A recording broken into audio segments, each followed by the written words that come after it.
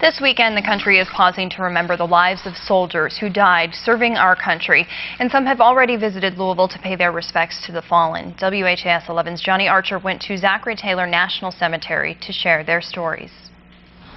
Here is a field of courage. I look out here and just think what it takes. To many, these are heroes. Memorial Day, you know, to honor our dead. 87-year-old Carl Berman came from Dayton, Ohio to visit his brother's grave at the Zachary Taylor National Cemetery in Louisville. Gee whiz, that's 20-some years ago, 21 years ago since he's passed. Berman and his brother served in the Navy during World War II. Robert Snipes' grandfather also served in the same war.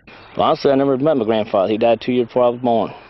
He died in 55, I was born in 57, and heard a lot of stories about him. It's one reason I went to the Marine Corps. Snipes served in the Marines for 23 years, seeing combat during the Gulf War. He knows the pain of losing a friend during battle. It's like losing a family member, somebody you work with, you live with, you train with, you sleep with, you eat with. When they're gone, you know, can't bring them back. Snip comes from a family of military members, including his father, who served in the Marines during the Korean War. His father thinks about the future and the men and women who serve today. I'm getting old and I'm getting sentimental thinking about all these young ones now. Those young ones who are a staple to the safety and freedom of the United States. Johnny Archer, WHAS 11 News. A Louisville man is now behind bars this afternoon after an accident that sent an SUV into the back of a convenience store, causing a fire. It happened just after midnight at Manslick Road and Smyrna Parkway. WHAS 11's Gene Kang has more on how it all happened. This white Dodge Durango left all these black marks after it slammed into the back of this gas station and caused a fire. 41-year-old Victor Chavez failed a sobriety test. The drunk driver was twice the legal limit from a police report. This is what the eyewitness had to say. I drove over the curb there and then struck the side of the structure. You can really smell where it was on fire inside, you know. Tyler Simpson says the inside of the store smells like chemicals, surprised to see the damage to the back. He delivers Red Bull to the Valero gas station at Manslick Road and Smyrna Parkway every week. So, I mean, he must have hit the wall pretty hard for something to leak out and, you know, spark the car. It happened before 4 o'clock this morning. Firefighters tell us the SUV went through a grassy area and swerved into the concrete wall. Chavez made it out safely. Nobody was hurt. The irony, this insurance company is in the next parking lot. Chavez drove without a license or insurance and told police he had several beers.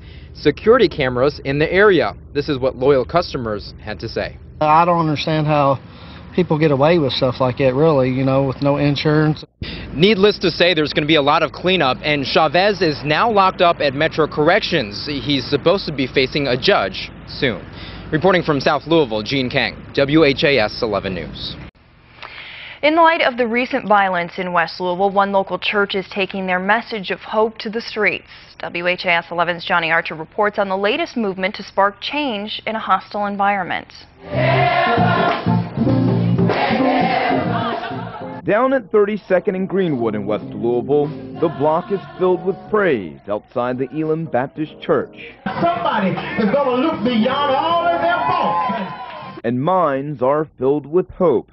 It's a message Pastor Vincent James is trying to spread in West Louisville. I don't know who's getting ready to call you, but some jobs are getting ready to be broken free for you. Here is a community that has been hit with violence, but Pastor James says it's a community that wants to change. I was talking to some of the young men that were right out there in the thick of things, and I asked them the question. I said, you know, what's going on? And they said, Pastor James, we know we need to change. We just don't know how. Community members come together to show there is opportunity, even for those who are looking for a second chance. There is hope. There is opportunity. You just got to keep applying yourself, keep applying for the jobs, and then eventually something is going to break free for you. People like Belinda Hughes, who is a convicted felon for writing bad checks. She's been out of prison for 5 years, but says it's been hard finding a stable job with her background. A lot of them, before you even get in the door, they turn their nose up at you, not even checking out what it was or whatever, you know, but it's just, a lot of them just slam the door in your face. Right now, she has a temp job, but hopes that will soon change to a full-time job. And she hopes more opportunities will come to her West Louisville neighborhood where she has lived all of her life. Johnny Archer, WHAS 11 News. Elam Baptist Church also has a recovery house across the street for recovering addicts who are looking for help getting jobs. There are also services to help people learn to write a resume. For the first time in 9 years, GE employees are showing off where they work to their family and friends. About 5,000 GE employees and their guests attended an open house at Appliance Park today. Some of the highlights include touring the manufacturing operations for 2 of GE's new product lines, the hybrid water heater and bottom freezer refrigeration products.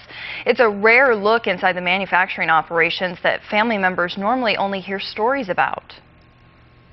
We moved here 6 years ago, and we haven't had an opportunity to come to the plant and see the other families here. And I think GE did a wonderful job just inviting the families to come, because your spouse, your significant other, I mean, they spend hours, 8-10 hours a day working, and we don't, as a family, we don't get to see that.